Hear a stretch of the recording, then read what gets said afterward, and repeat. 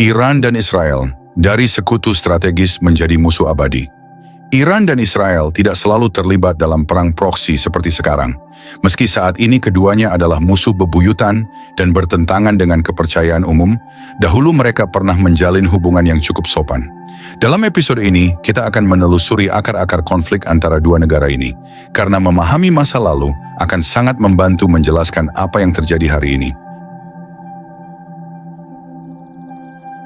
Di masa dinasti Pahlavi, hubungan antara Iran dan Israel tidaklah buruk. Pada tahun 1950, hanya 2 tahun setelah berdirinya negara Israel, Iran secara de facto mengakui keberadaan Israel. Apa artinya de facto? Artinya, Iran mengizinkan dibukanya misi diplomatik Israel di ibu kota Teheran. Tapi jangan salah paham, ini bukan pengakuan penuh secara diplomatik, karena tidak ada kedutaan besar resmi. Iran menjaga sikap netral di depan publik demi menghindari kemarahan negara-negara Arab dan umat Muslim di dalam negeri. Namun yang terjadi setelahnya justru lebih mengejutkan. Iran dan Israel membentuk kemitraan strategis. Bayangkan Batman dan Joker bekerja sama. Anda bisa memutuskan sendiri siapa Batman dan siapa Jokernya. Kemitraan ini mencakup kerjasama militer dan intelijen. Tak terbayangkan bila hal ini terjadi hari ini.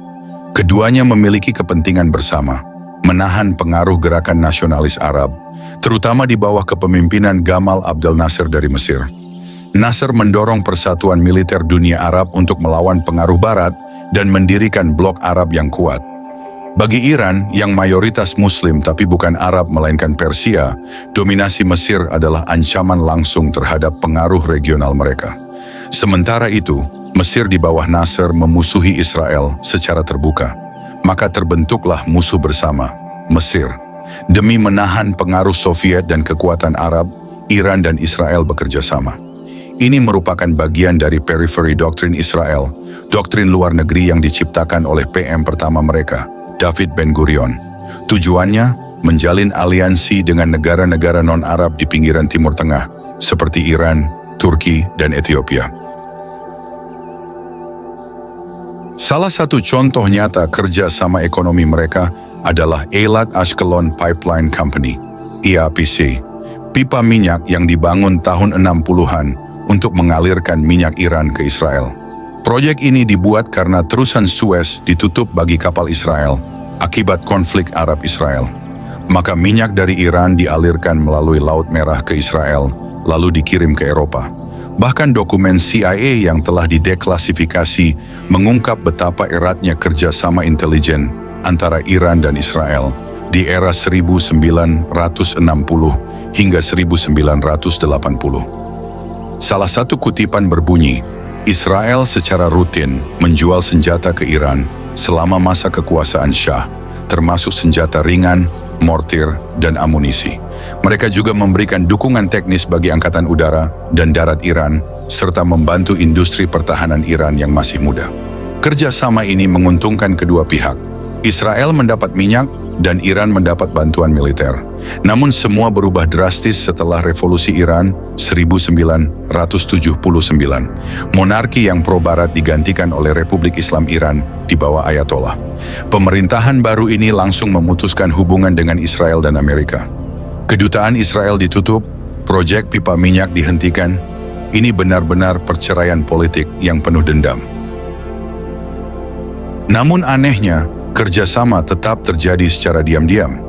Saat Iran terlibat perang brutal dengan Irak di awal 1980-an, Israel diam-diam menjual senjata senilai sekitar $75 juta ke Iran. CIA mencatat bahwa Israel sengaja memperpanjang konflik ini agar kekuatan militer Irak tetap sibuk dan tak bisa mengancam langsung Israel. Selain itu, Israel juga berharap bisa mempertahankan pengaruh terhadap Iran demi melindungi sekitar 40.000 warga Yahudi yang masih tinggal di sana. Sebelum 1979, jumlahnya sekitar 100.000, kini hanya tersisa sekitar 8 sampai 10.000 orang. Rezim baru Iran mengusung ideologi Islam politik yang memandang Israel sebagai perpanjangan dari imperialisme Barat dan sebagai proyek kolonial yang menindas Muslim Palestina. Sekali lagi, saya hanya menyampaikan fakta, bukan untuk menghakimi siapa benar siapa salah. Uniknya, konflik Iran-Israel tidak sepenuhnya berbasis perebutan wilayah atau ekonomi. Ini konflik ideologis. Israel berusaha mempertahankan identitasnya sebagai negara Yahudi, sementara Iran menentang keberadaan Israel sebagai negara pemukim yang menindas Muslim. Secara statistik, Israel berpenduduk sekitar 9,5 juta, sedangkan Iran lebih dari 88 juta. Namun secara ekonomi, GDP Israel melebihi 500 miliar dolar, sementara Iran hanya sekitar 400 miliar. Jadi meski kalah jumlah penduduk, Israel unggul secara ekonomi dan teknologi, termasuk senjata nuklir, yang mereka diyakini telah miliki sejak akhir 1960-an. Oleh karena itu, perang langsung sulit terjadi. Yang terjadi adalah perang bayangan. Sejak invasi Israel ke Lebanon tahun 1982, Iran mulai mendanai dan melatih milisi Hizbullah di Lebanon. Garda Revolusi Iran mengirim 1.500 tentaranya untuk membentuk dan memperkuat Hizbullah sebagai kekuatan bersenjata. Lalu tahun 1993, Iran mulai mendukung Hamas di Gaza dengan senjata dan pelatihan. Sejak saat itu, pengaruh Iran di Palestina terus meningkat. Saya pribadi percaya bahwa sejak 1990-an, satu hal besar telah berubah. Internet. Kini kita bisa melihat citra satelit secara publik. Tidak ada lagi ruang untuk perang rahasia. Informasi tersebar terlalu cepat, maka konflik yang dulunya bersifat proksi kini mulai terbuka. Namun bukan hanya Iran yang bermain proksi. Israel juga dituduh mendanai kelompok separatis Kurdi di Iran seperti PJAK, Partai Kehidupan Bebas Kurdistan.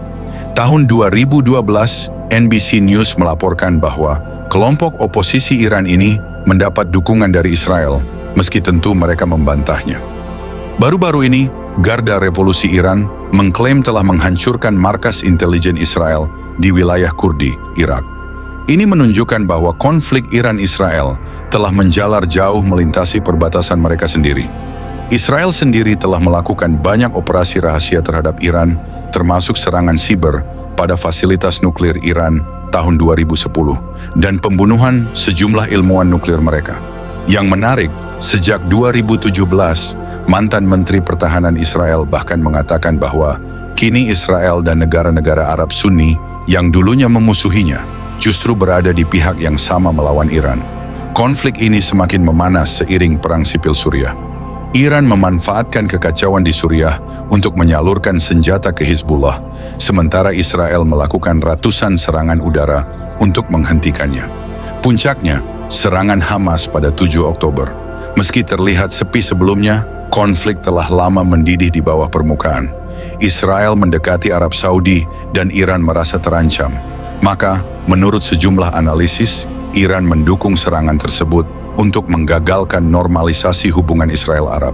Kini, situasinya telah berubah drastis. Iran menembakkan rudal balistik langsung ke Israel, dan Israel menyerang balik ke dalam wilayah Iran. Perang proksi berubah menjadi konfrontasi langsung. Konflik ini telah berjalan selama puluhan tahun, dari kerja sama strategis hingga permusuhan terbuka. Semua dipicu oleh ideologi, persaingan pengaruh, dan politik identitas. Semoga penelusuran ini bisa membantu kita semua memahami konflik yang kompleks dan berlapis ini. Kalau kamu merasa narasi seperti ini penting untuk diketahui banyak orang, bantu sebarkan, like, komen, dan subscribe. Karena dunia ini terlalu rumit kalau hanya dilihat dari satu sisi. Dan di channel ini, kita bongkar semuanya, tanpa sensor, tanpa basa-basi. Terima kasih telah menonton. Saya Mistakes Indo, manusia biasa. Jangan lupa cek video lain kami. Sampai jumpa.